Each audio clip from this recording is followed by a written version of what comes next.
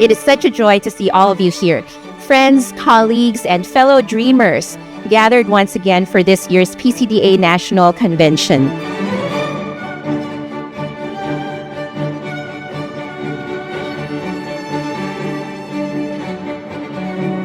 In order to build systems, you need data. It has to be iterative, and then it has to be optimized so that you can know how to improve. It can really help develop some discipline in the choir, but only if consistently applied. And then they only do the full song only on the last day, close to the concert day, 1 day or 2 days, then everything is rehearsed.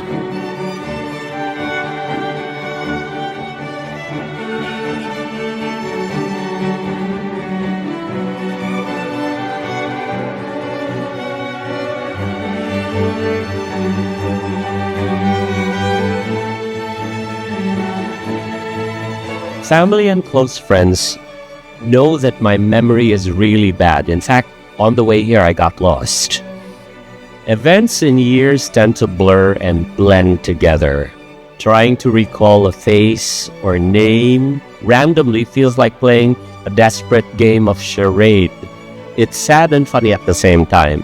However, the memories that I can clearly remember are my breakthrough moments that were always marked and underscored by music. My forever memories are laced with music.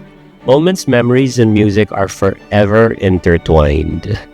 Every lesson, every event, and person that you meet leads to the next window of opportunity, each propelling your story forward.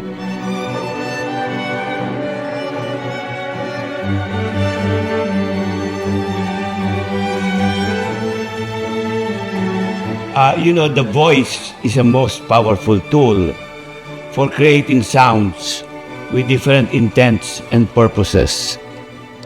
The voice can speak, can converse, can make sounds, can chant, and can sing.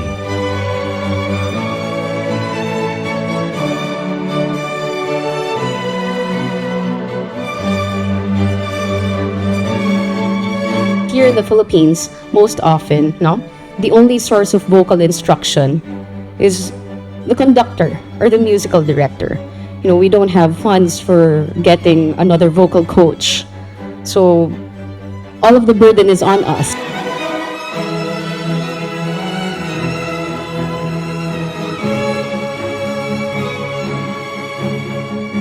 We have to tell people stories. I'm a music theory nerd. I will talk your ear off about secondary modulations. I'm very interested in it, but that's not what's going to bring people in.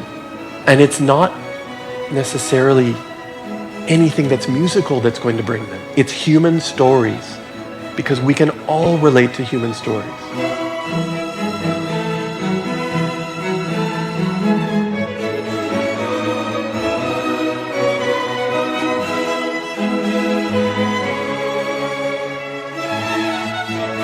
Each convention is special, but this year feels especially meaningful as we welcome our guests from the International Choral Exchange Program of the American Choral Directors Association.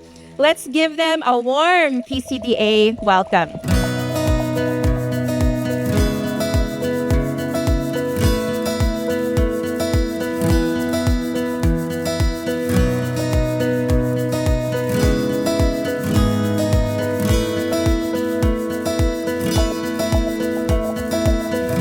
If your passion is Schutz's motets from 1610 to 1615, God bless you.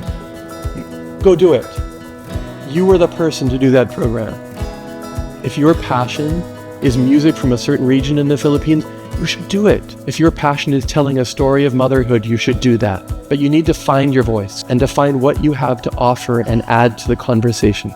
And fall forward. You're going to fall. I've fallen many times, still standing here today, because guess what? Nobody dies in choral music.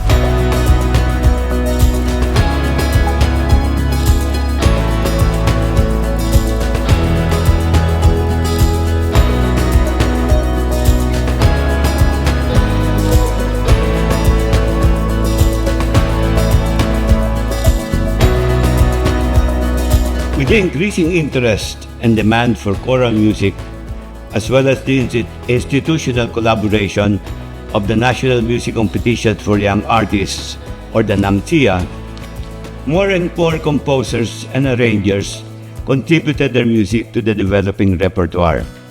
From the more popular genre, the rise of Ryan Pagyabong contributed another dimension in the expanding and flourishing collection of choral music.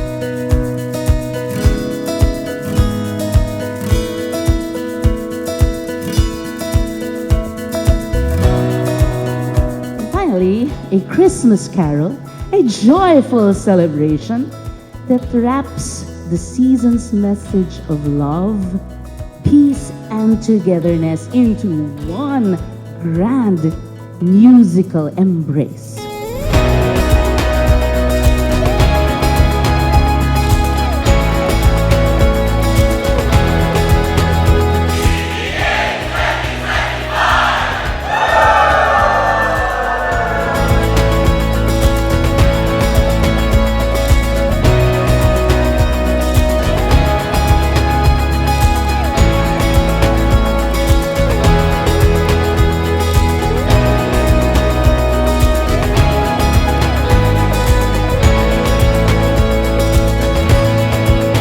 I will tell you, parenthesis, that what I see from you all is that your singers in the Philippines are very engaged. They want to be there. They love singing. It's just incredible. So now what I'm asking us to do is to use that enthusiasm and let's do even more with it pedagogically in our art of teaching.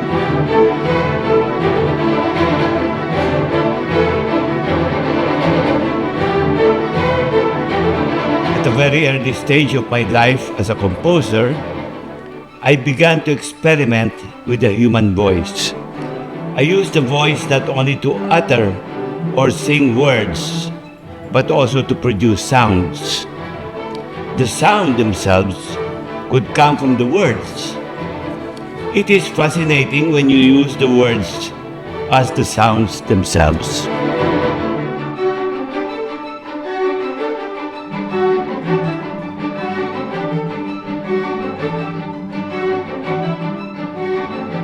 However, as we reflect on these achievements, we must ask ourselves, where are we now? And where do we go from here? If we think about our choral movement as a flourishing orchard, the metaphor is clear. For an orchard to thrive, it must be carefully tended and nurtured. Just as farmers use companion planting, combining different crops to support one another, we too must develop an ecosystem where the various elements of choral culture feed and support each other.